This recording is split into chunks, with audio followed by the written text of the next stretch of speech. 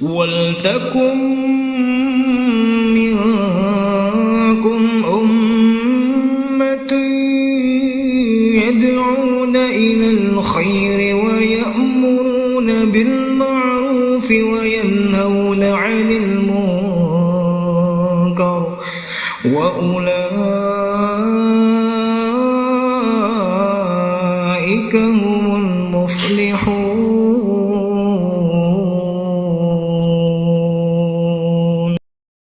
Bismillahirrahmanirrahim.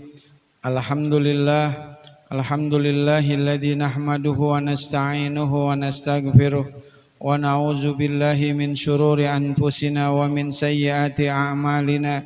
May yahdihillahu fala mudhillalah wa may yudlilhu fala hadiyalah. Asyhadu an la ilaha illallah wahdahu la syarikalah wa asyhadu anna sayyidana wa nabiyyana Muhammadan abduhu wa rasuluh. Allahumma salli wa sallim wa karrim wa barik ala sayyidina Muhammadin wa ala alihi wa sahbihi ajmain. Amma ba'du fa inna asdaqal hadisi kitaballahi ta'ala wa khairal hadi hadi sayyidina Muhammadin sallallahu alaihi wasallam wa syarrul umuri muhdasatuha wa kullu muhdasatin bid'ah wa kullu bid'atin dhalalah wa kullu dhalalatin finnar. Bapak-bapak jamaah pengajian Musholah Nurul Huda yang saya muliakan dan dirahmati oleh Allah Subhanahu wa taala. Alhamdulillah pada malam hari ini kita sama-sama kembali ta'lim. Untuk pembahasan malam hari ini berhubung sebentar lagi kita memasuki bulan Zulhijjah, hari raya Idul Kurban, maka kita coba untuk sama-sama membahas seputar ibadah kurban yang diambil dari hadis-hadis yang berkaitan dengan kurban. Adapun rujukannya saya mengambil dari kitab Bulughul Maram yang disusun oleh Al-Imam Ibnu Hajar Al-Asqalani. Untuk itu saya mohon dengan hormat kepada Bapak Ustadz Edi untuk membacakan hadisnya.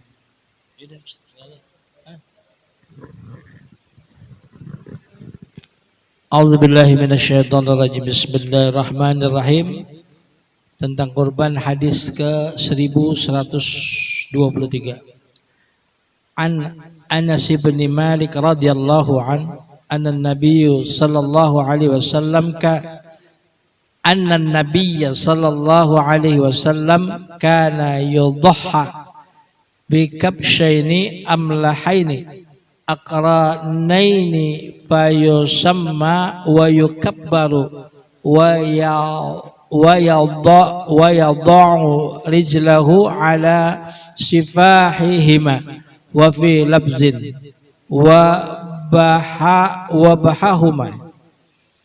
bahahuma biyadihi muttafaqun alaih wa fi labz saminaini wali abi awanata fi sahihihi saminaini bil musallasati badala saini wa fi labzin li muslimin wa yaqul bismillah wallahu akbar. Dari Anas ibnu Malik radhiyallahu anhu bahwa Nabi sallallahu alaihi wasallam biasanya berkurban dengan 2 ekor kambing kibas bertanduk. Beliau menyebut nama Allah dan bertakbir, dan beliau meletakkan kaki beliau di atas dahi binatang itu. Dalam satu lafaz beliau menyembelihnya dengan tangan beliau sendiri, dalam satu lafaz 2 ekor kambing gemuk. Menurut riwayat Abu Awanah dalam kitab sahihnya 2 ekor kambing mahal dengan menggunakan huruf sa bukan sin. Dalam satu lafaz riwayat Muslim beliau membaca Bismillahi wallahu akbar. Bismillahirrahmanirrahim. Wa an Anas bin Malikin, dari Anas bin Malik. Anas bin Malik ini adalah sahabat Nabi yang pernah menjadi pelayan di rumahnya Nabi selama 11 tahun.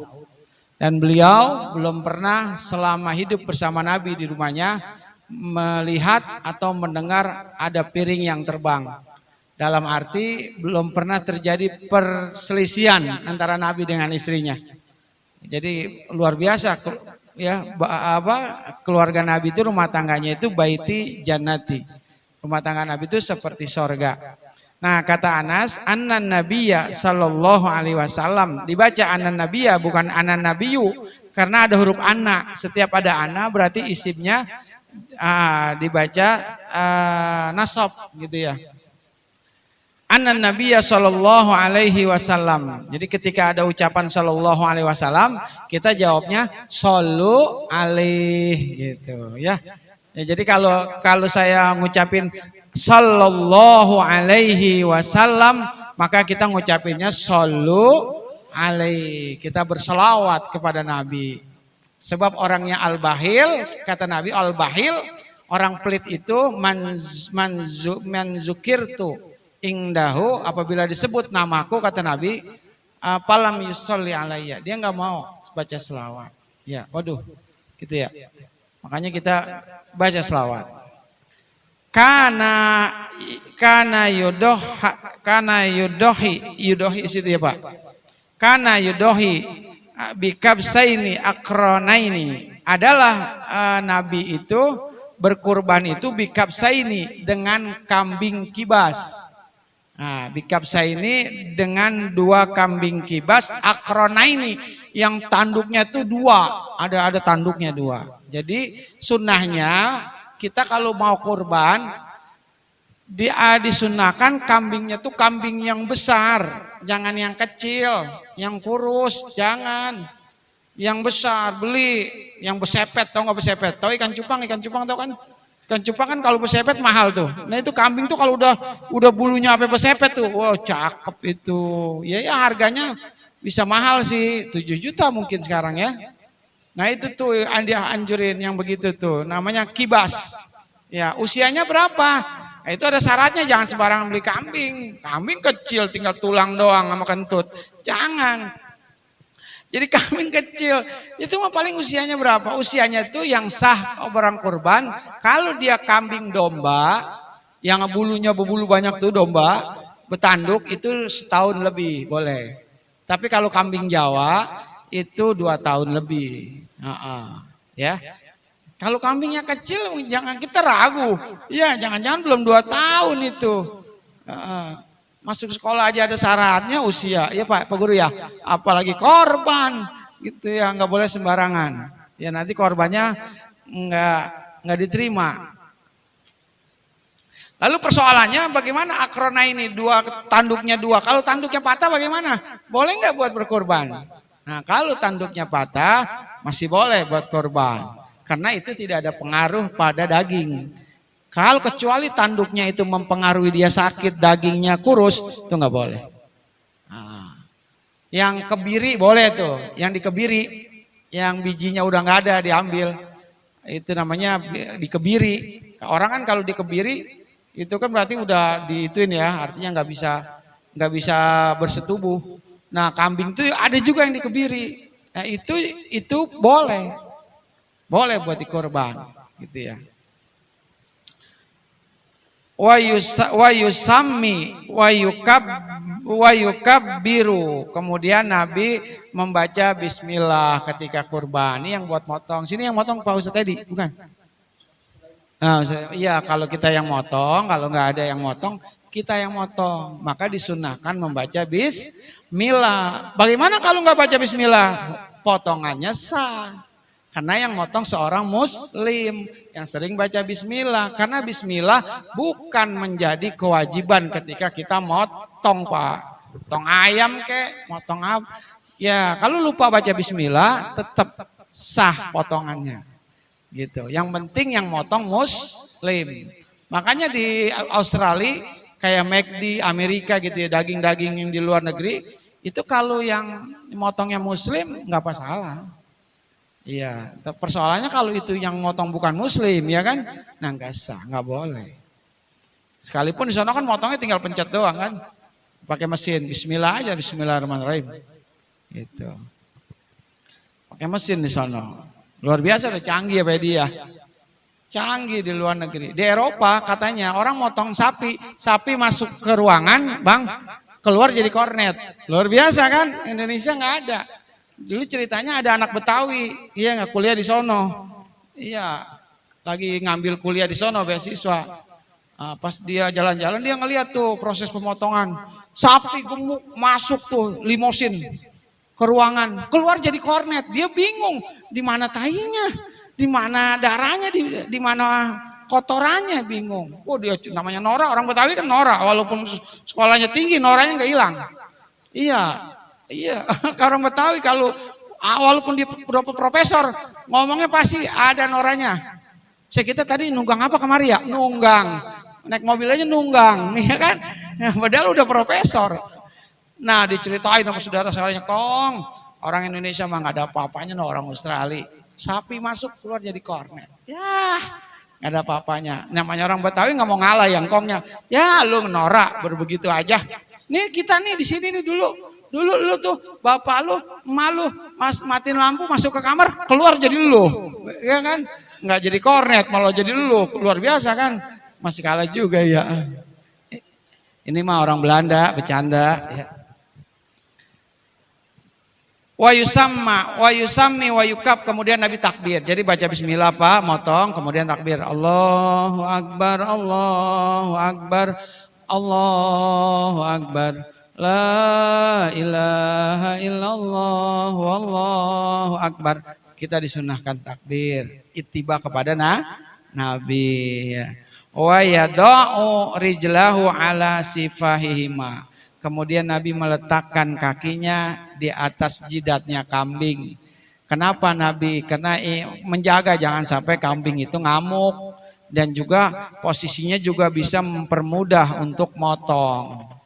Tuh, kalau kepalanya ditekan gitu. Jangan sampai kayak yang WA tahun yang lalu. Ya kan di Kapuk ada ustadz motong sapi pakai kain pedi. Toto keserimpet, nyublok ustadznya. Sapinya belum mati, ustadznya udah nyublok gitu. Gara-gara ya saya nggak sebutin orangnya ya, nggak enak. Ya Allah. Tuh. Makanya ya ustadz mah ustadz ya, masa kemana aja pakai kain. Iya. Hah? Ada nyublok. Oh Pak RT, iya berarti RT ada yang nyublak juga ya, bukan ustadz doang ya, RT, RW, ustadz. Ya nggak usah sebutan namanya, nggak enak ya. Ya, tuh. Dan juga untuk mempermudah pemotongan, zabahahuma biyadihi, Nabi motong dengan tangannya. Jadi sunnah orang yang kurban motong sendiri. Nah, kalau bisa mah, Pak, Bapak mau dipotongin apa? Nanti jagal. Enggak, biarin saya motong sendiri kurban saya. Tuh sunnah. Karena Nabi itu motong sendiri. Tapi gimana kalau diwakilin? Ya nggak apa-apa. Iya kan? Nggak apa-apa. Biasa kan manggil tukang potong kan ya, Pak Haji ya. Kalau di sini mah udah ada ya, Pak Ustadz Sulaiman yang motong.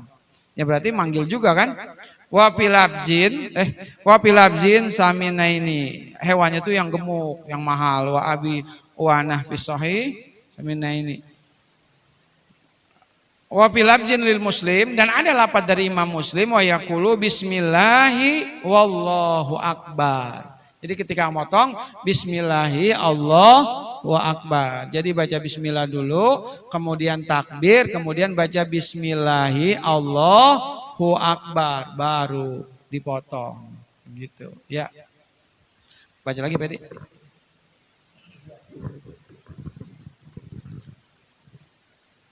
Walahu min haditsin Aisyah radhiyallahu anha amara bi kabshin aqrana yata'u fi sawadin wa yabruku fi sawadin wa yanzuru fi sawadin liyudhhiya bihi faqala ishhadi al-madiyati al-mudiyata thumma akhadhaha fa adja'ahu thumma zabahahu wa qala bismillah Allahumma taqabbal min Muhammadin wa ali Muhammadin wa min ummati Muhammadin.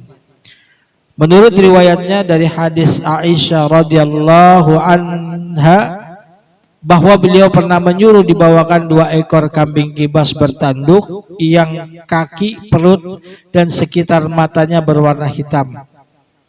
Maka dibawakanlah hewan itu kepada beliau. Beliau bersabda kepada Aisyah, "Wahai Aisyah, ambillah pisau." Kemudian bersabda lagi, "Asahlah dengan batu."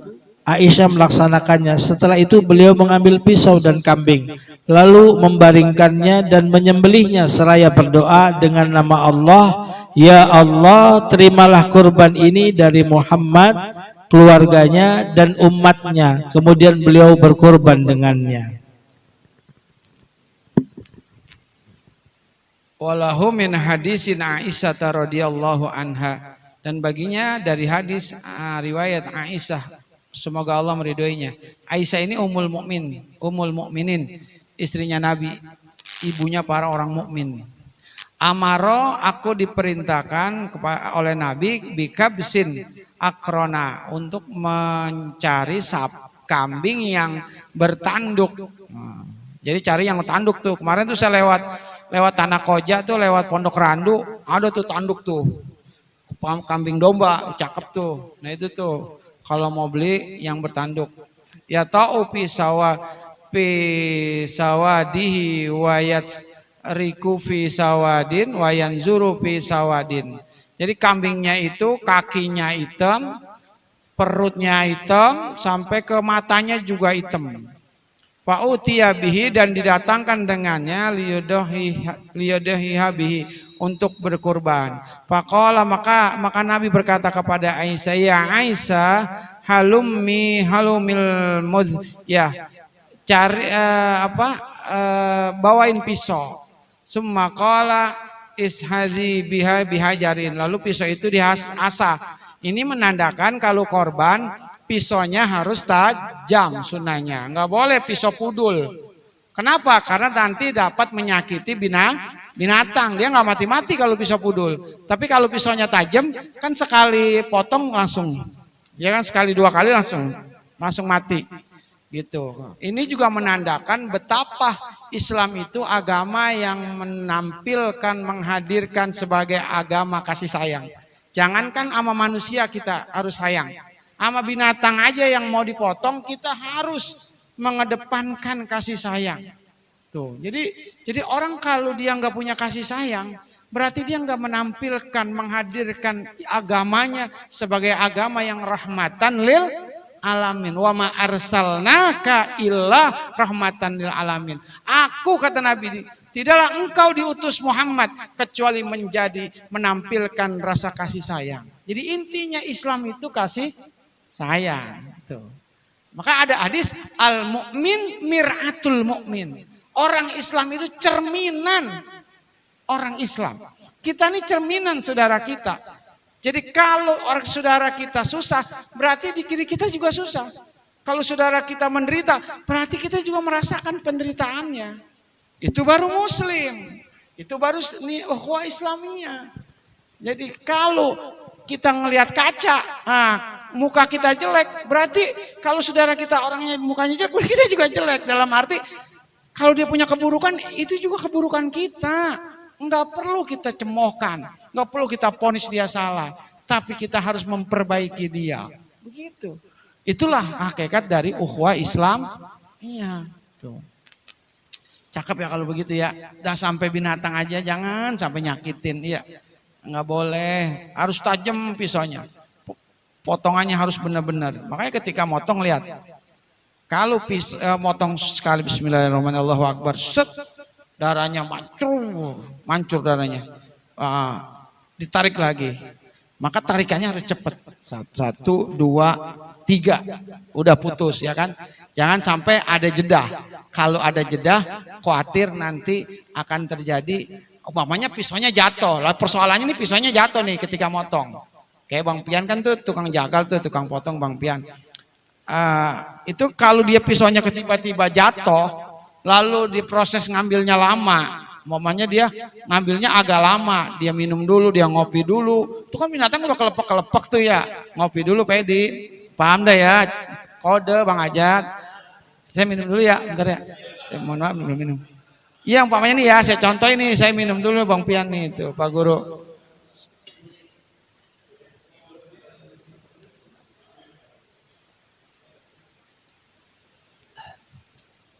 Dia minum, diambil lagi pisau. Ternyata binatangnya udah nggak ada gerakan-gerakan. Berarti potong aja di bangkai, nggak boleh. Jadi harus cepat. Sebab khawatir ketika pisau itu jatuh, binatangnya itu kemudian mati, udah nggak ada kehidupan, berarti jadi bangkai. Itu namanya nggak ada hayatan mustaqiroh. Hayatan mustaqiroh itu artinya kehidupan yang utuh. Tapi kalau masih ada kehidupan yang utuh, bagaimana caranya untuk menentukan? Contohlah di jalan ayam ketabrak, iya kan, ketabrak ke motor, kelopak, kita potong. Kira-kira boleh ya kita makan dagingnya? Boleh nggak dimakan? Belum tentu, Pak Guru. Dilihat dulu, apakah ada hayatan mustaqirah? Apakah ada kehidupan yang utuh? Artinya ayam itu masih bergerak-gerak keras, tandanya nih hayatan mustaqirah. Bergerak-gerak keras, dia masih berdiri. Kadang duduk lagi, dia berdiri lagi, masih kuat, darahnya memancar, berarti masih boleh dipotong. Tapi kalau udah ayam diem, kakinya doang yang cuma tek, berarti udah nggak ada kehidupan, hayatan mustaqirah nggak ada, bangke jadinya. Jangan dipotong, jangan maksain. Udah diem aja, kalau diem aja gitu, udah nggak ada hayatan mustaqirah. Tapi kalau dia masih lari-lari, kelepok, berarti masih ada hayatan mustaqirah. Nah, itu perlu dipahami. Ya. Cuma persoalannya ayam siapa gitu ya, mau dipotong-potong aja Pedi. Aduh ampun. Ya kemudian summa qala bismillahi Allahumma taqabbal min Muhammadin wa ali Muhammadin wa min ummati Muhammadin summa doha bihi. Lalu Nabi kemudian baca bismillah, Allahumma, doa Nabi. Jadi sunnahnya kalau motong doa, liatin tukang jagalnya. Kalau dia ngaji hadis, dia ada doanya. Tapi kalau dia nggak ngaji hadis, berarti dia belum ngaji Bulughul Maram dia. Malam Sabtu, cuma malam Sabtu kemarin absen kayaknya, nggak ngaji Bang Jat. Sakit ya? Oh iya. Bukannya itu Demi nggak jadi. Om Riang lagi Maiyang. Iya. Malam Sabtu besok libur ya. Malam Sabtu besok saya ada urusan, jadi libur dulu. Allahumma taqabbal min Muhammad. Ya Allah, terimalah korbannya dari Muhammad. Nah gitu. Jadi ketika kita korban, baca Allahumma taqabbal an siapa namanya? Namanya Bang Mawi dari ya Allah mataqabbal an Mawi bin Fulan. Nah, begitu. Sebutin yang korban tuh, dibacain. Biasanya mohon maaf ya, enggak semua tukang jagal ngerti. Nah, yang tukang jagal ngaji hadis dia pasti ngerti. Enggak semua, kadang-kadang tukang jagal sembarangan aja ya kan, motong-motong aja. Kurang afdol walaupun sah. Tapi kan kurang, sirnya kurang. Berkahnya kurang, Bang. Kalau yang motong ya ustadz atau yang memang dia ahli, dia baca Allahumma taqabbal an umpamanya Bang Diki bin apa, ya Allah terimalah korbannya Bang Diki bin Fulan. Nah itu cakep gitu. Nah Nabi Muhammad ini doanya terimalah korbannya Muhammad wa ali Muhammad dan keluarga Nabi Muhammad.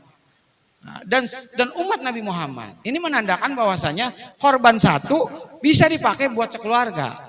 Korban satu kambing buat sekeluarga atau buat umat Nabi Muhammad. Sehingga kemudian ada ulama seperti almarhum Syekh Ali Jaber dulu kan ya, beliau mengatakan korban satu kambing cukup buat satu keluarga. Tuh, waduh sepi dong panitia, iya satu doang, ya, sepi, dagingnya nggak dapat banyak ya. Nah ini kemudian ada kesalahpahaman, maklumlah namanya pendapat ya, pasti ada yang beda. Lalu tradisi kita bagaimana yang tiap tahun satu jiwa, satu kambing, satu orang? Itu kita ngikutin siapa kalau kata si Ali Jaber kita salah? Ternyata si Ali Jaber itu setelah kita pelajari, beliau mengambil dari hadis ini. Jadi dasarnya ini, dan ini hadis dipakai menjadi argumentasi dari dalil Imam Ahmad bin Hambal. Jadi Imam Ahmad itu, Imam Ahmad korban satu kambing cukup buat satu keluarga. Tapi sedangkan Imam Syafi'i kita nih yang udah tradisi dipakai di Indonesia, satu kambing buat satu jiwa, gitu ya. Dan hadisnya masing-masing punya dalil, punya landasan, gitu. Ada hadis-hadis yang lain, gitu. Bisa juga pemahamannya, maksudnya buat terimalah korbannya keluarga Nabi Muhammad. Keberkahan sekitar keluarga itu juga dapat dari akibat siar kita motong kurban. Dapat pahalanya semuanya gitu. La tuqipayuka alai, la tuhsipayusillahu alai. Kata Allah, kata Nabi, jangan kamu ngitung-ngitung. Ntar Allah hitung-hitung rezekinya buat kamu. Jangan kamu rinci-rinci. Ntar Allah rinci-rinci rezekinya. Oh ayo. Tuh makanya orang yang gak ngitung-hitung rezekinya mah ada aja. Nah ini maka kata Nabi, enggak bakalan. Jangan deketin musola kami. Jangan mendekat musola Nurul Huda. Kalau yang gak mau korban punya duit. Tuh seakan-akan dia itu bukan muslim. Karena ini menandakan betapa pentingnya kurban. Sehingga dengan dalil inilah kemudian sampai ada imam yang mewajibkan kurban. Yaitu Imam Abu Hanifah. Jadi Imam Abu Hanifah wajib korban. Waduh kalau kita merepot korban wajib. Iya Pak ya, Pak Guru ya. Uangnya dari mana? Berarti kita harus ngumpulin dari awal. Dikit-dikit. Ya kan? Mau makan padang kagak jadi. Ya kan? Mau makan nasi uduk kagak jadi. Ya. Waduh. Tuh. Makanya irit-irit aja karena korban wajib begitu. Tapi karena Imam Syafi'i 3 imam sunnah muakkad hukumnya, 1 imam wajib. Jadi Imam Hanafi, Abu Hanifah wajib korban. Kalau Hambali, Syafi'i, Maliki hukumnya sunnah muakkad. Beda nih ya. Nih, ini mah lain kasus. Kalau nikah siri 3 imam membolehkan, 1 imam mengharamkan. Berarti lebih kuat mana? 3 sama 1? 3. Berarti nikah siri boleh. Ya Bedi ya. Boleh. Kode lagi. Iya, jadi emang ya. Jadi nikah siri 3 imam membolehkan, 1 imam mengharamkan. Berarti kekuatan mana? Kekuatan yang 3. Iya. Itu mah bagi yang berani. Kalau udah berani ngelihat bini cemburu boleh nikah. Tapi kalau ngelihat bini marah-marah, ngelecep aja kayak kelomang, jangan. Ya, jangan kayak kelomang dalam aja gitu. Diam aja. Diketok pakai centong nasi, goblok lu. Diam aja. Jadi bego mendadak gitu, itu jangan. Jangan ya. Ditelepon sama bini jadi bego mendadak. Pulang. Lagi ngopi mana belum habis, udah pulang. Jangan. Ada itu enggak ada di sini mah ya? Enggak ada ya? Alhamdulillah.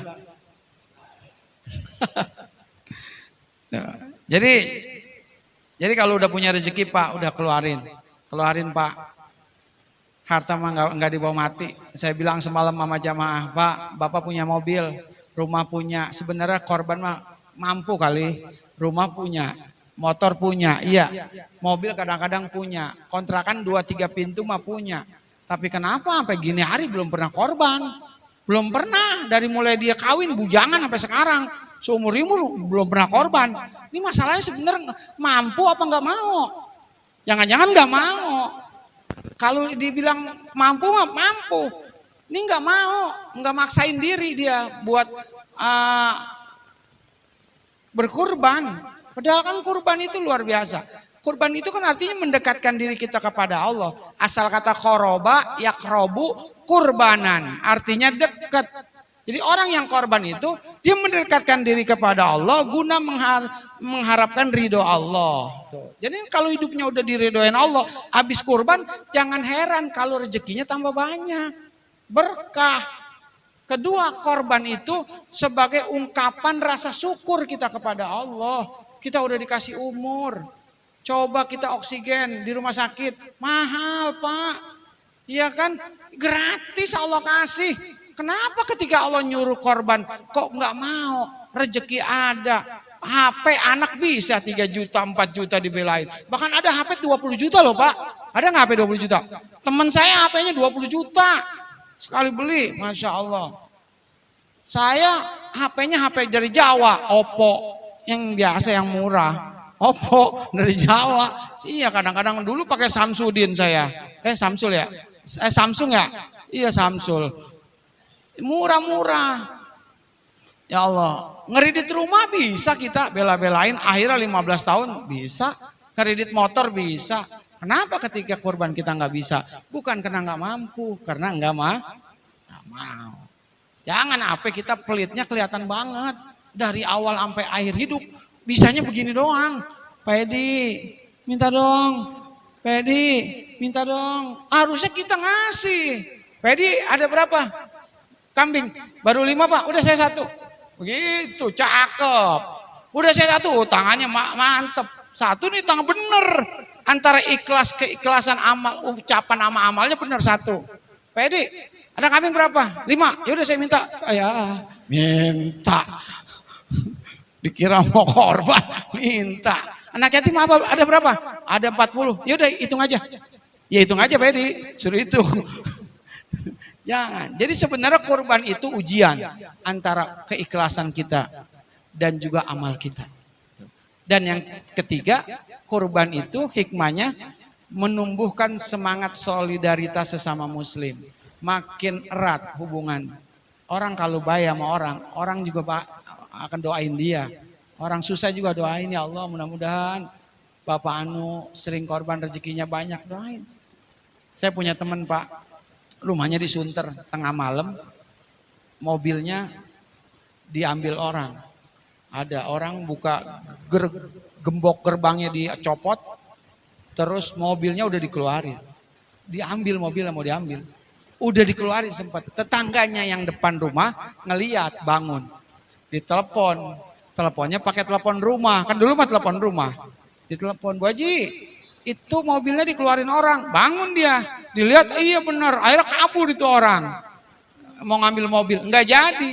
Nah, akhirnya kan dia harusnya hilang mobil ya kan. Kenapa nggak hilang? Gara-gara tetangganya yang ngebangunin. Itu kalau orang baik. Coba kalau orang belit yang nggak mau korban, ya kan? Masa bodoh, malah disyukurin. Pas dibangun lihat, saya ngambil, biarin ambil aja bang, ambil aja bang. Dia mah nggak pernah korban bang, kaya juga gitu loh. Ya Allah, jangan apa ya kita tuh. Kayaknya kita jangan sampai kita disumpahin orang. Kalau bisa mah kita didoain orang terus.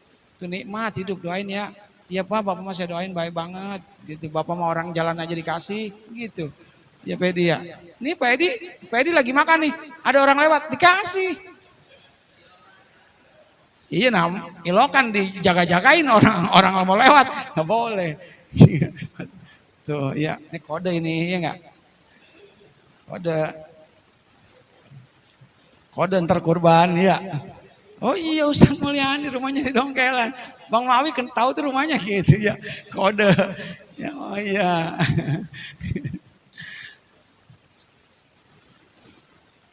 Sampai mana tadi tuh? Nah, jadi harta Pak ya, jangan. Harta yang kita bawa mati, yang nemenin kita dikubur adalah harta yang kita sedekahkan. Sementara rumah, mobil, motor yang kita punya itu nggak akan bisa nolong kita ketika kita udah di dalam kubur, udah terbujur terbujur kaku di bawah pohon Kamboja. Udah nggak ada yang bisa nolong. Nggak ada. Mobil, rumah udah ganti nama, bukan punya kita. Nggak ada manfaatnya udah. Bahkan jadi fitnah nanti buat anak-anak kita itu harta. Kalau anak-anaknya soleh mungkin bisa dijaga itu harta. Kalau enggak jadi ribut kan. Anak sama anak, jangan sampai. Makanya saya sekeluarga enggak pernah ribut masalah warisan bapak saya. Karena memang bapak saya enggak punya warisan. Enggak pernah ribut. Ya, dia mau ribut apanya? Iya, kata emas saya, lu kenapa pada ribut? Iya, kontrakan di Bogor mah jangan dijual. Iya, siapa yang mau jual, punya orang semua. Bapak lu nggak ninggalin loh. Kan kita nggak ribut jadinya kan. Jangan sampai begitu. Nggak ada apa yang kita tinggalin, nggak ada. Yang nemenin kita tuh, yang kita sedakoin, yang kita korbanin. Itu yang nemenin kita dikubur. Tuh, kontrakan biar banyak. Nggak bakalan bisa nolong kita. Yang nolong tuh yang kontrakan yang ditendang satu. Buat ibadah korban, buat ibadah umroh, buat haji. Itu, buat anak yatim. Itu. Kalau yang sekarang mah nggak ada. Semuanya udah ganti nama Pak. Cuma ada satu yang nggak ganti nama. Kalau kita mati apa? Batu nisan kita, iya kan? Tapi KTP semua rumah kita hak milik udah bukan punya kita. Tuh. Jadi apa sih yang kita harapin dalam hidup? Ngandelin amal ketemu sama Allah nggak bakalan kita bisa. Orang sembayang kita belakangan mulu, iya kan? Kayak saya gitu sembayang belakangan mulu. Coba kalau ngandelin amal, apa amal kita? Makanya kalau mau harta yang kita punya kita korbankan, tuh yang paling penting. Udah ya? Udah jam 8:30 tuh. Dikit lagi ya. Saya bacain aja Pak Edi ya, separuhnya. Nabi bersabda, "Man zabaha qabla sholati falyadzbah sa'atan makana." Jadi siapa orang yang menyembelih sebelum sholat, maka sembelih lagi. Enggak boleh, berarti harus disembelih lagi satu lagi. Jadi yang dia korban itu sebelum sholat, itu menjadi sunnah. Enggak sah motong korban sebelum sholat Id. Nah, ntar habis sholat Id, ketika naik matahari sepenggalan, boleh kita korban. Ini belum sholat udah motong aja. Berarti ini orang ngaji di mana? Ya nggak boleh, ada hadisnya, Nabi melarang. Terus juga ada persoalan di dalam hadis ini disebutkan.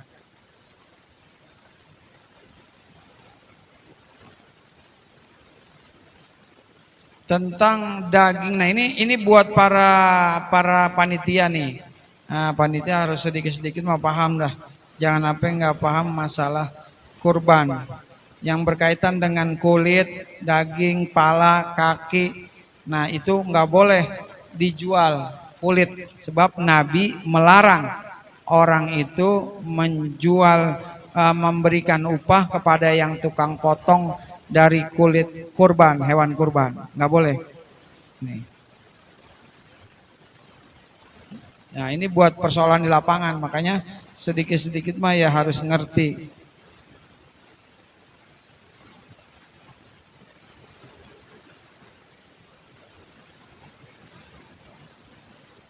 Dan nggak boleh juga, ntar.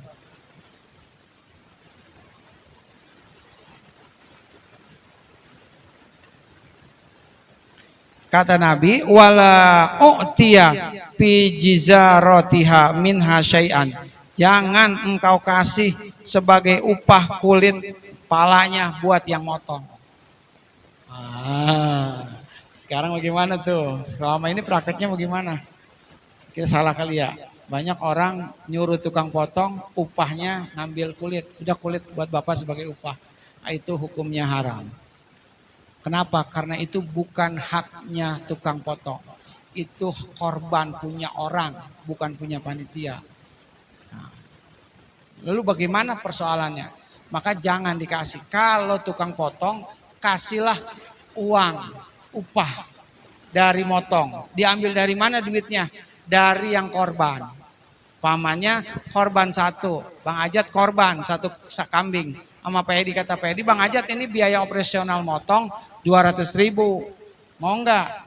Oh iya, enggak apa-apa, ini uang potongnya 200.000. Nah, itu uang dipakai buat tukang jagal. Nah, enggak bisa. Kalau buat palanya dikasih, kakinya semua, kulitnya dikasih yang motong, enggak boleh, haram. Karena itu bukan punya panitia, punya orang. Enggak boleh. Hati-hati nih. Kecuali itu kaki dihadiahin. Artinya begini, Pak Edi sebagai ketua panitia kurban memberikan kepada Bang Ajat. Bang Ajat, ini kulit buat ente. Kulit buat ente. Nah, sama Bang Ajat kan berarti otomatis udah punya dia dong. Ya kan? Karena memang sebelumnya ngomong dulu sama yang korban. Yang korban dikumpulin di musola. Bapak-bapak, ibu-ibu yang korban mohon maaf. Untuk nanti dagingnya kami akan serahkan kepada fakir miskin. Tapi persoalannya di kulit kami nggak bisa. Kalau dicacak-cacak orang siapa yang mau makan kulit. Jadi Pak mohon ikhlasnya. Ini nanti saya kasih panitia ya. Nah, iya nggak apa-apa. Nah oke udah ada akad kan. Nah itu boleh. Lalu Pak Edi ngasih Bang Jajat, Bang Ajat, ini kulit buat ente. Sama Bang Ajat dijual sama tukang kulit kan biasa datang tuh. Jual. Uangnya dipakai buat beli kopi, buat operasional, buat beli rokok apa. Itu boleh karena udah akad, udah punya Bang Ajat. Tapi Bang Ajat udah dikasih sama Pak Edi, dibawa pulang sama dia. Ya jangan juga kalau bisa mah dia punya solidaritas. Ya, nah yang emang sebenarnya punya dia, tapi kan gimana ya, gitu Pak ya. Jadi harus ada akad dulu nih, omongan dulu. Jadi nanti kalau ada kulit kambing atau ada kaki, ini kaki saya bagi buat panitia nggak apa-apa. Dari Pak Edi minta dulu. Ini kadang-kadang orang motong, baru motong kaki udah nggak ada, udah jalan ke Matau. Kemana tuh kakinya? Iya, pala udah nggak ada pala, kemana? Itu nggak boleh tuh, nggak boleh. Bagiin dulu ke fakir miskin. Ntar sisanya baru buat panitia boleh. Jangan udah hilang semuanya. Kalau saya mah biasanya dibagi mah kaki kambing saya hobinya. Ya syukur-syukur kaki sapi dari sono bukan dari sini. Sono saya nggak kode. Iya, tapi itu juga dianterinnya udah terakhir jam 2:30. Ya Pak Ustadz ini kiriman dari Masjid Baitur Rahman. Ya makasih ya. Itu biasanya begitu. Nah itu boleh, nggak apa-apa Pak. Jangan baru motong udah hilang. Nah itu hati-hati. Ya di sini ada panitianya Pak dia. Sapi berapa? 3, alhamdulillah. Iya. 3 kakinya aja ada berapa biji tuh Pak? 12. Tuh 12 ya. Tergantung Pak Edi dah ya. Ya. Udah jangan diituin dulu itu karena itu belum hak dia ya. Ntar kalau udah potong udah selesai baru diomongin sama panitia. Bapak-bapak, mohon maaf mau nanya ada yang mau kaki nggak? Kasihlah orang yang memang kalau bisa mah yang lebih orang terhormat. Kalau bisa mah dia seorang ulama, seorang kode lagi. Ini RT kasih RT boleh, RW boleh, ya kan? Atau yang sering di musola boleh, silakan. Jangan orang baru megang pisau aja udah dikasih. Jangan datang udah mau selesai megang pisau doang. Motong kagak itu mah jangan. Ya. Ya, jadi nggak boleh kita memberikan kulit buat upah orang yang motong. Hukumnya haram dan kambingnya pun harus sehat. Yang dipotong nggak boleh pincang. Pincangnya pincang yang jelas. Artinya kalau dia jalan sama teman-temannya ketinggalannya jauh banget, berarti itu pincangnya parah, jangan dipotong, nggak boleh. Kalau pincangnya dikit-dikit nggak masalah, pincangnya cuma sedikit doang. Nah, tapi kalau pincangnya dia teman-temannya kambing udah pada jalan dia masih di situ aja, wah itu udah parah. Tapi yang lebih parah adalah kambing buta, itu benar-benar nggak boleh. Buta udah nggak boleh dipotong. Makanya dilihat dulu kalau nerima panitia, nerima kambing atau itu lihat dulu binatangnya. Lalu persoalannya bagaimana sekarang ini ada virus PMK, penyakit mulut dan kuku. Nah itu ada fatwa MUI Tangerang yang terbaru, MUI Kabupaten Tangerang, ulama-ulama Tangerang membuat fatwa kalau binatang itu kena virus PMK-nya enggak terlalu parah, artinya hanya hanya flu ya, flu biasa itu kambing, maka boleh buat kurban. Tapi kalau sakitnya udah parah itu nggak boleh. Jadi dilihat dari kondisi dulu. Kalau udah nguyung, udah duduk aja kambing udah tiduran aja, nah itu udah nggak boleh.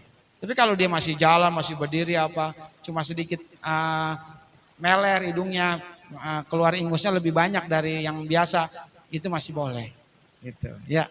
Nah, tapi makanya kalau mau beli hati-hati, lihat dulu, belilah tempat yang terpercaya, yang biasa kita beli di situ begitu. Kalau mau tuh beli tuh di dekat pom bensin ya. Nah, pom bensin tuh setiap tahun beliau selalu ada tuh bapak-bapak tuh yang orang Wonogiri apa mana tuh. Nah itu bagus-bagus tuh saya lihat tuh ya, di situ aja kayaknya memang biasa dia dagang dari dulu tuh, yang biasa dagang. Nah, jadi itu ya Pak ya, pembahasan kita mengenai kurban.